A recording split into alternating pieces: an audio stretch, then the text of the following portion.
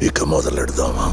ఈరోజు మనం అండా కర్రీ చేయబోతున్నాం. సో, పర్ఫెక్ట్ గ్రేవీతో చేయబోతున్నాం. దానికి కావాల్సింది 4 గుడ్లు అనమాట. సో, ఆ గుడ్లను బాగా ఉడకబెట్టుకొని బయట తీసేసుకోండి. ఇప్పుడు మనకు కావాల్సింది గుడ్లు ఉడకబెట్టినాక పక్కన పెట్టుకోండి. తర్వాత ఉల్లిగడ్డ 4, అలాగే టమాటాలు 5, 4 ఉండాలి. మీ ఇష్టం అది. సో, తర్వాత పచ్చిమిర్చి గ్యాస్ ఆన్ చేసుకోండి. ఇప్పుడు ఏం చేస్తారంటే గుడ్లు తినేటప్పుడు మంచి రుచికరంగా ఉండాలంటే దానికి ఒక ప్రాసెస్ ఉంది. సో, నూనె తీసుకొని, ఉప్పు వేసుకొని, పసుపు వేసుకొని అందులో కొంచెం మనం వేసుకున్న 4 గుడ్లు వేసుకొని తర్వాత ఎలాంటి ఆయుధాలు ప్రయోగించకుండా చేసే విధంగా చేసి వాటిని ఒక సైడ్‌కి ఒక మిశ్రమం తీసుకోండి. కట్ చేసుకున్న పచ్చిమిర్చి, అలాగే కట్ చేసుకున్న ఉల్లిగడ్డలు పెద్ద పెద్ద సైజులో ఉండాలి. సో, ఇప్పుడేందంటే కడాయి పెట్టుకొని దాంట్లో కొంచెం ఆయిల్ పోసుకున్నాక ఉల్లిగడ్డ ఏసేయండి. ఉల్లిగడ్డ బాగా ఉడికితేనే ఆ టెక్స్చర్ ఆ ఆర బావుంటదనమాట టేస్ట్ తోటి. ఉల్లిగడ్డల్ని బాగా కింది పైకి కలపాలి. ఎందుకంటే ఆ పచ్చివాసన పోతేనే ఆ టేస్ట్, ఆ టెక్స్చర్ బాగొస్తుంది. టమాటాను కూడా ఇలా నీట్‌గా కట్ చేసుకొని ఒక బౌల్‌లోకి సర్వ్ చేసుకోండి. ఇప్పుడు మనం ఉల్లిగడ్డ నూనెలో ఎంచాం కదా! వాటిని మిశ్రమంలోకి అంటే మిక్సీలోకి తీసుకోండి. అలాగే టమాటాను కూడా నూనెలో వేసి వేయించుకొని చిటపట అంటుంటది. సో, పచ్చివాసన పోయేదాకా వేయించుకొని ఆ టెక్స్చర్ బాగుంటుంది.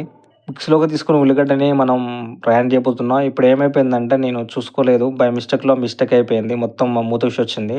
సో, ఏం కంగారు పడకండి, ఏం కాలేదు.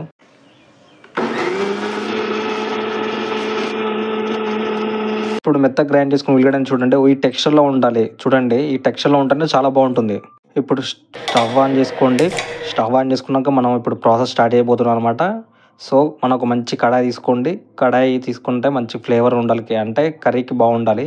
ఇప్పుడు తగినంత నూనె పోసుకోండి. ఎందుకంటే మీకు వండబోయే కూరకి ఎలాంటి అంటే ఎంత పడుతుందో మీకు ఐడియా ఉంటది కాబట్టి చేసేసుకోండి. ఆవాలు, జీలకర్ర నూనె బాగా వేడెక్కాక ఆవాలు, జీలకర్రని అందులో వేసేయండి. ఒక స్పూన్ గాని, స్పూన్ అండ్ హాఫ్ అనేది ఏసేయండి. ఓకేనా? జీలకర్ర, ఆవాలు చిటపట అన్నప్పుడు గడ్డంగా కోసిన పచ్చిమిర్చిని ఏసేయండి. సో, మనం ఏస్తున్న టైంలోనే మనం ఇప్పుడేంది ఉల్లిగడ్డ మిశ్రమాన్ని ఇందులో పోసేయండి. నూనెలో బాగా వేగుతుంటేనే ఆ రుచి, ఆ ఫ్లేవర్ బాగొస్తది. ఇప్పుడు టమాటాను కూడా మనం గ్రైండ్ చేసుకుందాం. గ్రైండ్ చేసే టమాటా సో, ఇలా ఉండాలి. జ్యూసీగా బాగుంది. ఇప్పుడు ఆ టమాటా గ్రేవీని యాడ్ చేయండి. సో, ఇప్పుడెందుకు యాడ్ చేయమంటున్నా అంటే ఆ నూనె ఫ్లేవర్‌లో బాగా ఉల్లిగడ్డతోటి బాగా మగ్గి, బాగా ఉడికి చాలా ఫ్లేవర్‌తో చాలా బాగుంటుంది. అప్పుడప్పుడు కలుపుతూ ఉండండి. ఎందుకంటే అడగట్టకుండా బాగా మాడిపోతుంది. సో, మీడియం ఫ్లేమ్‌లో పెట్టి బాగా కలపండి. ఓకేనా? ఉల్లిగడ్డ, టమాటా గ్రేవీ ఉడికితేనే మంచి ఫ్లేవర్ వస్తది. ఇప్పుడు పసుపేసుకుందాం. అడగంటకుండా కలిపి మొత్తం కలిసేలా కలపండి. ఓకేనా?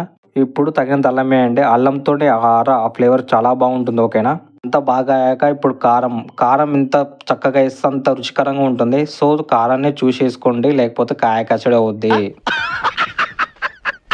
కారం వేసాక ఒక నిమిషం పాటు అలానే ఉంచి తర్వాత కలపండి. ఎందుకంటే మొత్తం మంచి ఫ్లేవర్ తోటి బాగా ఉడికినాక చాలా మంచిగా ఉంటదనమాట టేస్ట్. సో, అట్లా ఉంటేనే బాగుంటది టేస్ట్. మూత తీసాక చూడండి ఫ్లేవర్ నూనె పైకి తేలుతూ ఉంటది. ఈ టెక్స్చర్‌లో ఉండాలన్నమాట. ఈ రంగులో ఉంటే చాలా బాగుంటది. నౌ ఇట్స్ టైమ్ ఎగ్స్ అనమాట. సో, గుడ్లని వేరువేరుగా ఒక్కొక్క దగ్గర వేసేయండి. సో, అలా వేసాక మూత పెట్టి ఉంచండి. ఎందుకంటే ఆ ఫ్లేవర్ అక్కడ ఉండాలి. తర్వాత గరం మసాలా వేసుకోండి. ఈ రంగుతో అలానే ఉంచండి. ఎందుకంటే ఫ్లేవర్‌తో చాలా బాగుంటుంది. కొంచెం మూత పెట్టాక అలా చూడండి. చాలా ఫ్లేవర్‌తో చాలా బాగుంటుంది. సరేనా? ఇలానే చేసుకోండి. చాలా మంచిగుంటది. ఎమ్మటే గుడ్లు పెట్టాక ఎమ్మటే తీయకండి. ఎందుకంటే ఆ రసం, ఆ గ్రేవీ అనేది గుడ్లకు పట్టాలి. ఒక 5 నిమిషాలు, 10 నిమిషాలు ఉంచాక గ్రేవీ అనేది తెలిసిపోతది. సో, అలానే ఒక 5, 10 నిమిషాలు ఉంచితే అప్పుడు మంచిగా ఉంటదనమాట టేస్ట్. ఫైనల్‌గా రెడీ అయిపోయింది. దాబా స్టైల్‌లో గ్రేవీ, అండా కర్రీ గ్రేవీ. సో, డిఫరెంట్ పేర్లతో పిలుస్తుంటారు. మీరు చేసుకొని తినండి, చాలా బాగుంటది. ఓకేనా?